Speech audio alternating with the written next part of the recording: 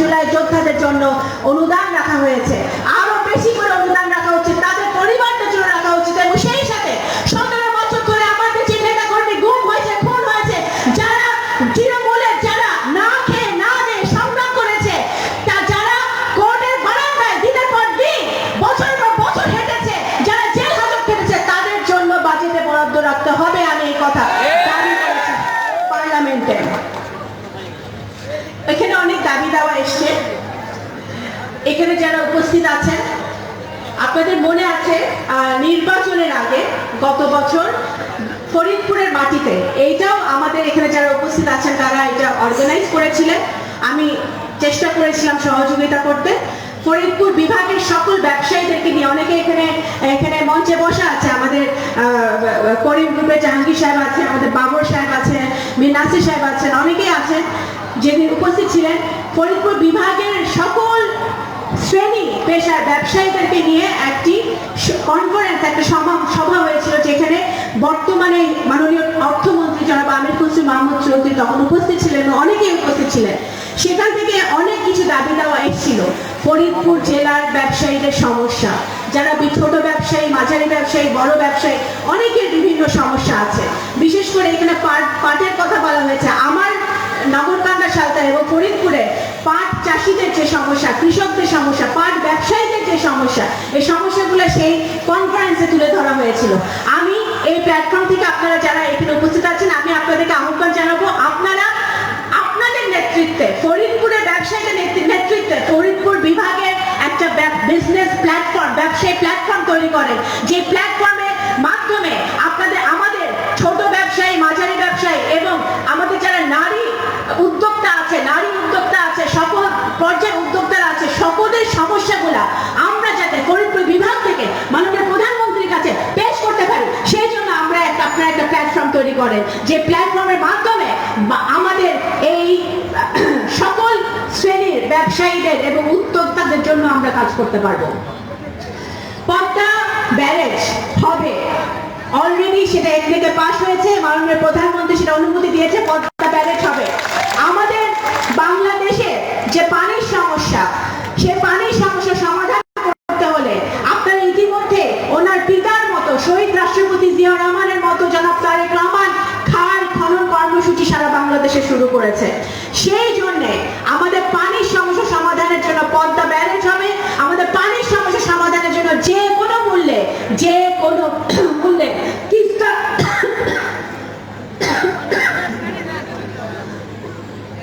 Teesta barrage হবে।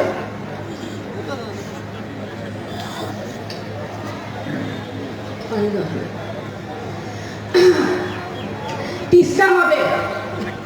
এখানে আমাদের ফরিদপুরে আপামর জনতার সমস্যা সমাধানের জন্য, আমাদের ভাগ্য উন্নয়নের জন্য সবচেয়ে যেটা জরুরি সেটা হচ্ছে ফরিদপুরকে বিভাগ ঘোষণা করা এবং ফরিদপুর পৌরসভাকে সিটি কর্পোরেশনে পরিণত করা।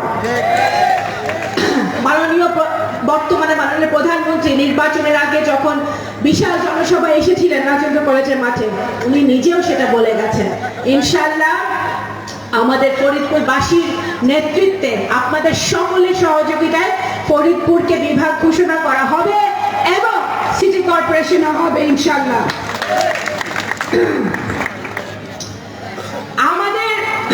আমার নগরকান্দা, সালতার কৃষকদের অনেক সমস্যা আছে, বিশেষ করে পেঁয়াজ চাষিরা। আমি যখনই গ্রামে যাই, আমাদের পেঁয়াজ চাষিরা আমাদেরকে বলে যে পেঁয়াজের ন্যায্য মূল্য না পাওয়ায় তারা সেই সমস্যার সমাধান হচ্ছে না, তারা পেঁয়াজ অনেকেই দেখা যাচ্ছে তারা ফেলে দিতে হচ্ছে। এই পেঁয়াজ চাষিদের জন্য বর্তমানে কৃষি মন্ত্রণালয় এবং বর্তমান সরকারের মাননীয় প্রধানমন্ত্রীর নেতৃত্বে পেঁয়াজকে কিভাবে সংরক্ষণ করা যায় সেটার একটা প্ল্যান আমরা তৈরি করা হয়েছে। খুবই শীঘ্রই আমরা উপজেলা পর্যায়ে, বিভিন্ন উপজেলা পর্যায়ে আমরা পেঁয়াজের জন্য একটা আপনার পেঁয়াজ স্টোরেজের জন্য একটা স্টোরেজের ব্যবস্থা এই সরকার করছে। বিশ্ববিদ্যালয় ফরিদপুর একটা গেটওয়ে, আপনারা বলেছেন এই ফরিদপুরে একটা বিশ্ববিদ্যালয় খুবই প্রয়োজন। অবশ্যই এই বিশ্ববিদ্যালয়ের দাবি আমরা সকলে, আমাদের যে 4 জন সংসদ সদস্য আছে সকলে এই বিশ্ববিদ্যালয়ের দাবি তুলেছেন। ইনশাআল্লাহ বিশ্ববিদ্যালয় আমাদের শিক্ষা। তারেক রহমান সরকার ঘোষণা দিছে পুরো বাংলাদেশে সোলার সহ মানে সোলার সম্পন্ন সেচ দেওয়া এবং কৃষক করে, মানে ভাবা যায় বাবুরে বাবু, এত সুন্দর উদ্যোগ শুধুমাত্র এই সুন্দর মনের অধিকারী মানুষটার মাথা থেকে বেরোতে পারে। চিন্তা করা যায়, চিন্তা করেন পুরো বাংলাদেশে যদি কৃষক করে এরকম সুবিধাজনক যদি কিছু দেওয়া হয়, তার মানে পানি সেচের যে ব্যবস্থাটা এটা কতটা আগায় গেল। আগে যেরকম কৃষকরা কৃষি ক্ষেতের মধ্যে পানি দেওয়ানোর লাই অনেক কষ্ট করি, তেল বা অনেক কষ্ট করি, ইলেকট্রিক ব্যবস্থা করি, তারপরে পানি দেওয়া লাগতো। এখন আর কিন্তু ওই জিনিসটা একদমই থাকতো না।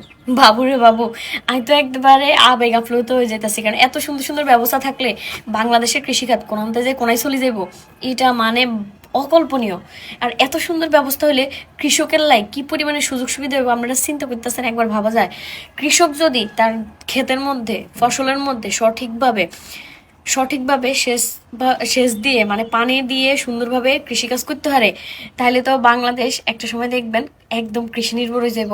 কারণ এত সুন্দর সুন্দর ব্যবস্থা যদি সরকার থেকে দেওয়া হয়, অলরেডি সরকার কৃষকদের অনেক ধরনের সহায়তা দিব বলে ঘোষণা দিছে। এবং এরপরে এই প্রকল্পটা হাতে নেওয়ার পর মানে এই জিনিসটা সরকার কৃষকদের দেওয়ার মাধ্যমে কৃষকরা আরো এক ধাপ করে আগে যাব। তার মানে আপনি চিন্তা করেন বাংলাদেশ যদি একবার চায়নার মতো কৃষি নির্ভর এবং প্রযুক্তি নির্ভর যদি হয়ে যেতে পারে, আল্লাহর রহমতে বাংলাদেশের সফলতা কেউ ঠেকে রাখতে পারতো না। আর তারেক রহমানের মতন এরকম মানবিক এবং সুন্দর গুণাবলীর একজন সরকার যদি আমগো পাশে সবসময় থাকে, তাইলে আমগো বাংলাদেশকে হারানোর মতন টেক্কা দেওয়ানোর মতন কেউই থাকতো না ইনশাল্লাহ। এবং এই সুন্দর সুন্দর উদ্যোগগুলা একমাত্র তারেক রহমান সরকারের মাথাতে বেরিতেছে। উনার এই সুন্দর চিন্তাধারার মাধ্যমে দেশ আরো এক ধাপ আগে যাব এবং দেশটা আরো সুখী এবং সমৃদ্ধশালী হয়ে যাব। সো আপনারা কে কে আমার লগে একমত অবশ্যই কিন্তু কমেন্ট করতে ভুলবেন না। এবং ওনার এই সুন্দর সুন্দর উদ্যোগগুলির মাধ্যমে দেশ যে এক ধাপ করে আগে যেতেছে সেটাও কিন্তু কমেন্ট করতে ভুলবেন না। সো ব্যাকে ভালো থাকবেন, আমার বেশি করে দোয়া করবেন এবং আমার ভিডিওগুলো বেশি করে শেয়ার করে দিবেন। আর সবাই ভালো থাকবেন। আসসালামু আলাইকুম, আল্লাহ হাফেজ।